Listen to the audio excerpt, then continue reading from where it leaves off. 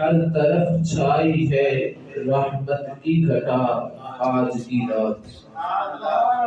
کس قدر جوش پہ ہے حق کی خطا، کس قدر جوش پہ ہے حق کی عطا آج کی رات، پائیں گے سب طرف سے سوا آج کی رات۔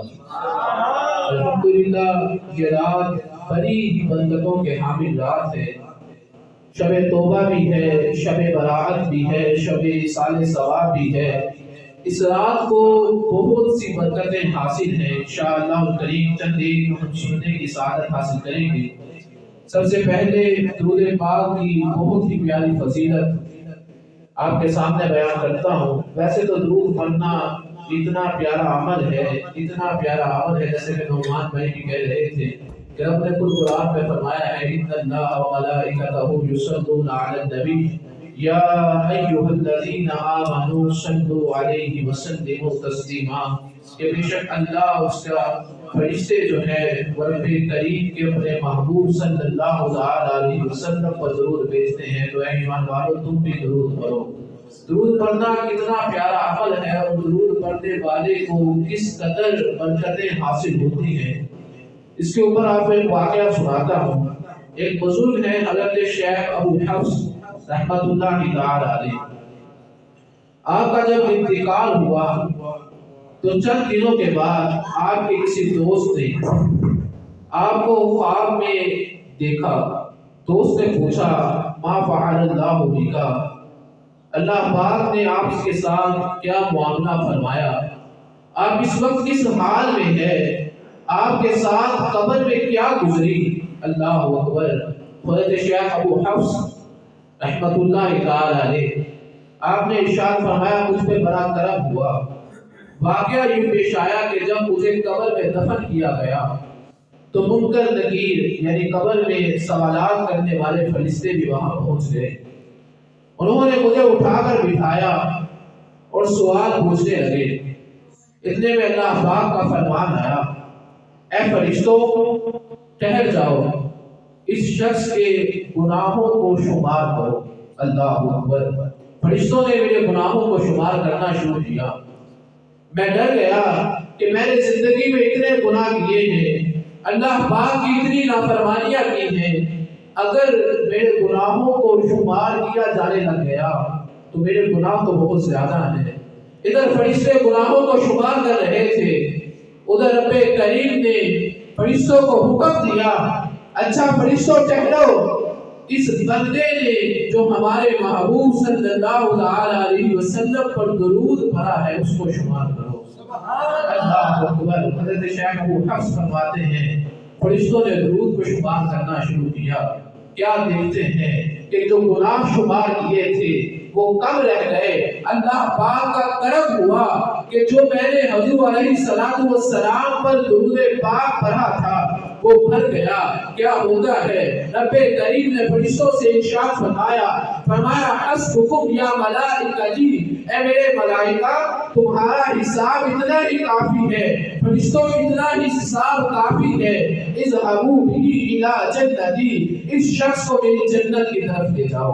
اللہ اکبر۔ ذرا اندازہ لگائیے درود پاک پڑھنا کتنا پیارا عمل ہے، کتنا خوبصورت عمل ہے کہ درود پڑھنے کی وجہ سے اللہ کریم نے ان کو جنت میں جگہ عطا فرما دی۔ اللہ اکبر۔ ہم سب کو چاہیے کہ کثرت کے ساتھ درود پاک پڑھیں۔ کتنی پیاری بات ہے، قبر کے حساب سے، قبر کے عذاب سے، منکر نکیر کے سوالوں سے نجات پانے کا ایک بہترین وظیفہ ہے، وہ ہے درود پاک کی کثرت کیجیے۔ اللہ پاک ہمیں کثرت کے ساتھ درود پاک پڑھنے کی توفیق عطا فرمائے۔ خواجہ ضیاء الدین مدنی علیہ رحمہ آپ لکھتے ہیں کہ جو بندہ نیک نمازی ہو اور کثرت کے ساتھ درود پاک پڑھنے والا ہو، دو شرطیں بیان فرمائی۔ جو بندہ کثرت کے ساتھ درود پاک پڑھنے والا ہو اور نیک نمازی ہو، فرمایا کہ جب وہ مر کر قبر میں اترتا ہے تو منکر نکیر اس سے معمولی سا حساب دیتے ہیں۔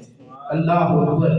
معمولی سا حساب لینے کے بعد پھر اس کی قبر حد نگاہ تک وسیع کر دی جاتی ہے۔ اللہ اکبر، قبر نور سے جگمگانے لگتی ہے، پھر اتنے میں اس کی جنتی بیوی جو اللہ کریم اسے جنت میں عطا فرمائے گا وہ قبر میں آتی ہے۔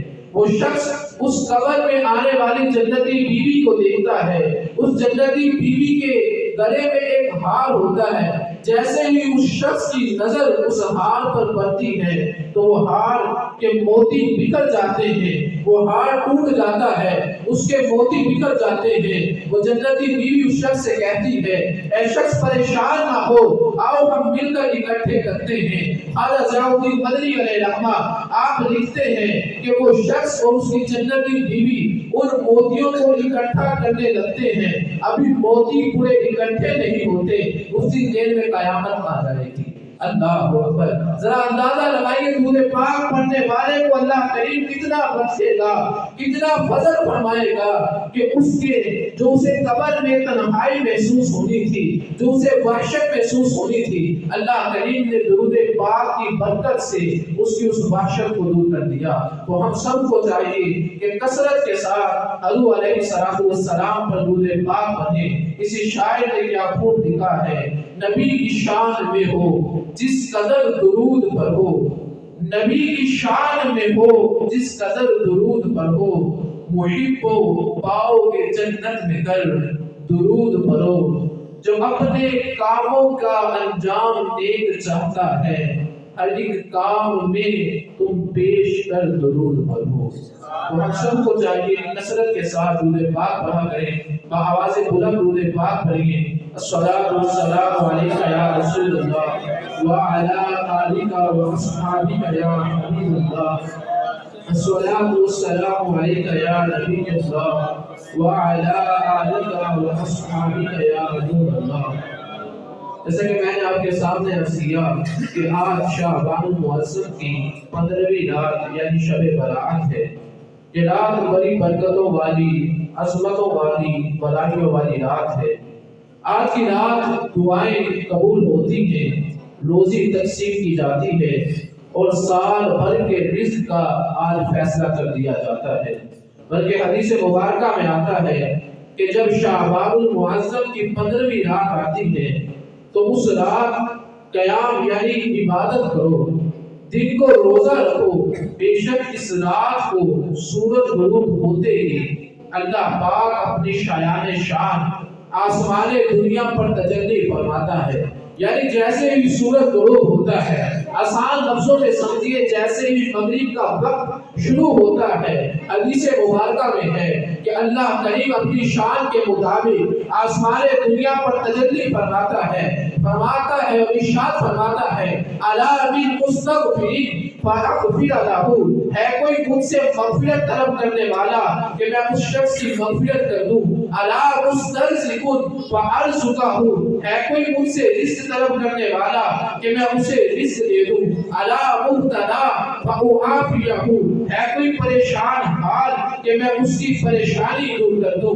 اللہ اکبر، ذرا اندازہ لگائیے کہ رات کتنی عظمتوں والی ہے کہ حدیث مبارکہ میں ہے اللہ کریم خود ارشاد فرما رہا ہے، اپنے بندوں کو پکار رہا ہے کہ ہے کوئی مغفرت طلب کرنے والا، ہے کوئی رزق طلب کرنے والا، ارے ہے کوئی پریشان حال کہ میں اس کی مغفرت کر دوں، اس کو رزق دے دوں، اس کی پریشانی کو دور کر دوں۔ اللہ اکبر، اور یہ سلسلہ طلوع فجر تک جاری رہتا ہے، یعنی غروب آفتاب سے لے کر مغرب کے وقت کے شروع ہونے سے لے کر طلوع فجر سحری کا وقت ختم ہونے تک اللہ پاک اپنے بندوں کو پکار کر کہہ رہا ہوتا ہے کوئی مغفرت طلب کرنے والا کہ میں اس کو بخش دوں، ہے کوئی رزق طلب کرنے والا کہ میں اسے رزق دے دوں، ارے ہے کوئی مشکل کشا، ہے کوئی مشکل میں کہ میں اس کی مشکل کو دور کر دوں۔ تو ہمیں ضرور چاہیے کہ اس رات میں اللہ کریم کی کثرت کے ساتھ عبادت کریں۔ بلکہ حدیث مبارکہ میں حضور علیہ السلام نے آج کی رات کی فضیلت کو بیان کرتے ہوئے ارشاد فرمایا کہ اس رات اللہ کریم بنو کلب کی بکریوں کے بالوں کی تعداد کے مطابق اپنے بندوں کو جہنم سے آزادی عطا کرتا ہے۔ اللہ اکبر، کتابوں میں لکھا ہے کہ جو بنو کلب ہے یہ عرب میں سب سے زیادہ بکریاں پالا کرتا تھا، یعنی عرب میں جو سب سے زیادہ بکریاں پالنے والا قبیلہ تھا وہ بنو کلب تھا، اور رسول اللہ علیہ السلام کے ارشاد فرما رہے ہیں کہ اس رات اللہ کریم بنو کلب کی بکریوں کے بالوں سے بھی زیادہ گناہگاروں کو بخشش عطا کرتا ہے۔ اللہ اکبر! ذرا اندازہ لگائیے ایک بکری کے جسم پر کتنے بال ہوں گے؟ کوئی گن سکتا ہے کہ بکری کے جسم پر کتنے بال ہوں گے؟ یقیناً کوئی نہیں گن سکتا۔ تو معلوم ہوا کہ آج کی رات ہزاروں نہیں، لاکھوں نہیں، بلکہ کروڑوں لوگوں کو اللہ کریم مغفرت عطا فرمائے گا۔ مگر یاد رکھیے حدیث مبارکہ میں 10 بدبخت ایسے افراد بیان کیے گئے ہیں کہ جن کی بخشش آج کی رات بھی نہیں ہوگی۔ اللہ اکبر! اس بات کو ذرا سمجھیے کہ اتنی برکتوں عظمتوں والی رات، اس میں بھی 10 بدبخت ایسے ہیں جن کی اللہ کریم مغفرت نہیں فرمائے گا۔ وہ کون سے؟ حدیث مبارکہ کی روشنی میں فرمایا نمبر 1 شراب کا عادی۔ جو شخص شراب کا عادی ہے اللہ کریم اس شخص کی اس رات مغفرت نہیں فرمائے گا۔ نمبر 2 ماں باپ کا نافرمان، یعنی جو بندہ اپنے ماں باپ کی نافرمانی کرتا ہے، اپنے ماں باپ کے آگے بولتا ہے، اپنے ماں باپ کا کہا نہیں مانتا، اللہ کریم اس شخص کی بھی اس رات مغفرت نہیں فرمائے گا۔ نمبر 3 زنا کا عادی۔ رسول اللہ علیہ السلام نے فرمایا کہ زنا کے عادی کی بھی اس رات مغفرت نہیں ہوگی۔ زنا کی کئی قسمیں ہیں، آنکھوں کا زنا الگ ہے، کانوں کا زنا الگ ہے، ہاتھوں کا زنا الگ ہے، قدموں کا زنا الگ ہے۔ اللہ اکبر! رسول اللہ فرما رہے ہیں نہ شرابی کی اس رات مغفرت ہوگی، نہ ماں باپ کے نافرمان کی اس رات مغفرت ہوگی۔ نمبر 3 زنا کا عادی، اس کی بھی اس رات رسول اللہ علیہ السلام نے فرمایا مغفرت نہیں ہوگی۔ نمبر 4 رشتے داریاں توڑنے والا، اپنے بہن بھائیوں سے، اپنے دیگر رشتے داروں سے اپنا تعلق چھوٹی سی بات پر ختم کرنے والا، اس کی بھی اس رات مغفرت نہیں ہوگی۔ نمبر 5 رسول اللہ علیہ السلام نے فرمایا تصویر بنانے والا، اس کی بھی اس رات مغفرت نہیں ہوگی۔ نمبر 6 چغل خور، لوگوں کی چغلیاں کرنے والا، لوگوں کے پیٹ پیچھے باتیں کرنے والا، اس کی بھی اس رات مغفرت نہیں ہوگی۔ نمبر 7 رسول اللہ علیہ السلام نے فرمایا کہ نجومی یعنی کاہن، اس کی بھی اس رات مغفرت نہیں ہوگی۔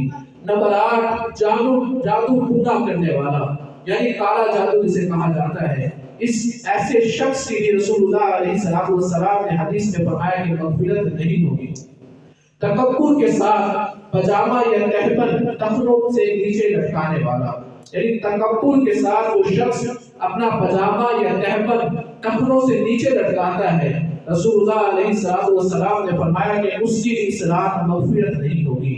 نمبر 10 حضور علیہ السلام نے فرمایا کہ مسلمان سے بلا اجازت شرعی بغض و کینہ رکھنے والا، یعنی دل میں دوسرے مسلمان کے لیے عداوت رکھنے والا، دوسرے مسلمان کی دشمنی رکھنے والا، اس کی بھی اس رات مغفرت نہیں ہوگی۔ اللہ اکبر! ذرا اندازہ لگائیے رات کتنی عظمتوں والی ہے، اس کے باوجود بھی چند ایسے بدبخت ہیں جن کے لیے حدیث مبارکہ میں فرمایا گیا ہے کہ ان کی مغفرت نہیں ہوگی۔ اس کو ذرا اس انداز سے سمجھیے کہ اگر کوئی شخص ہے، اس کے پاس اچھی ڈگری ہے، اچھا ہنر ہے، لیکن اس کے باوجود اسے جاب نہیں مل رہی، یعنی ایک شخص اس نے اچھا پڑھا ہے، اس کے پاس اچھا تجربہ ہے، وہ اچھا کام کر لیتا ہے، لیکن اس کے باوجود اسے جاب نہیں مل رہی، تو کیا کہیں گے کہ اس کی قسمت خراب ہے، اس کی بدبختی ہے کہ اسے اتنا پڑھا بھی ہے، اس نے اتنا پیسہ لگایا، اس کے پاس تجربہ ہے، لیکن اس کے باوجود اس کو جاب نہیں مل رہی۔ یہی حال اس رات میں ہے کہ اس رات میں رب کریم خود اپنے بندوں کو پکار رہا ہے مغفرت کے لیے، لیکن 10 بدبخت رسول علیہ السلام نے فرمایا کہ ان کی اس رات کی مغفرت نہیں ہوگی۔ اب ان 10 بدبختوں جو میں نے آپ کے سامنے بیان کیا، اب ان کو سامنے رکھ کے ہمیں اپنے بارے میں سوچنا ہے کہ کیا میرے اندر یہ عیب تو نہیں پائے جاتے، کیا میں اپنے ماں باپ کا نافرمان تو نہیں ہوں، کیا میں دوسروں کے لیے دشمنی کرنے والا تو نہیں ہوں، کیا میں اپنے دل میں حسد چھپانے والا تو نہیں ہوں، کیا میں چغلی کرنے والا تو نہیں ہوں۔ یہ سب باتیں ہمیں اپنے اندر سوچنی ہوگی۔ اگر تو یہ باتیں ہمارے اندر ہیں تو آج ہی سچی توبہ کیجیے، آج ہی بلکہ ابھی سچی توبہ کیجیے، اپنے آپ کو اللہ کریم کی بارگاہ میں پیش کیجیے، صدق کے دل کے ساتھ توبہ کیجیے۔ اگر رشتہ داروں سے ناراضگی ہے، رشتہ داروں سے اپنا تعلق ختم کیا ہوا ہے تو ابھی جائیے اور ان سے جا کے اپنا تعلق جوڑیے، ان سے معافی مانگیے اور پھر رب کریم کی بارگاہ میں آ کے معافی مانگیے تو اللہ کریم سے امید ہے کہ اللہ کریم ان ہماری بخشش فرمائے گا۔ اللہ اکبر۔ اللہ پاک آج کی اس بابرکت رات کے صدقے ہم سب کی مغفرت فرمائے، سچی توبہ کی توفیق مل جانا یہ بھی بڑی پیاری بات ہے۔ آئیے عبرتناک واقعہ آپ کے سامنے بیان کرتا ہوں۔ حضرت مرثد بن اویس رحمۃ اللہ تعالی علیہ، آپ فرماتے ہیں کہ حضرت یوسف بن عمر رحمۃ اللہ تعالی علیہ کی خدمت میں حاضر ہوا۔ ان کے پاس ایک عجیب شخص بیٹھا ہوا تھا جس کے چہرے کا ایک حصہ لوہے کا تھا۔ اللہ اکبر۔ اس شخص نے اپنا قصہ بیان کرتے ہوئے کہا کہ میری جوانی کے دن تھے، ایک مرتبہ ہمارے علاقے میں طاعون پھیل گیا، لوگ در در جو ہے وہ مرنے لگے۔